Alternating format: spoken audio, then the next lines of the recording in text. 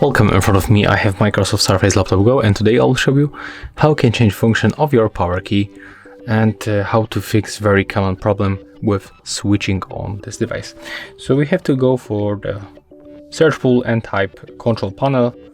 We have to go for the hardware and sound and then click on the power options. And when you are here, we can choose what the power button does. So click on it.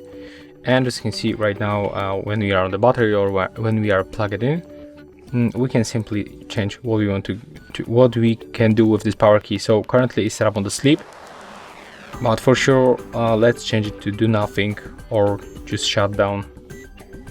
And the same for the plug-in in and on battery. So in these days, when it was set up on the sleep, when you press on it, the PC will come to the sleep mode, and it's very annoying. So that's how you can change it to shutdown. Of course, you can set up hibernate or do nothing. You can decide what you want to get. And the same we can change also when I close the lid. You can also change it, as you can see. So after that, you have to click to save changes, and as you can see, it was saved. So if you find this video helpful, remember to leave a like, comment and subscribe to our channel.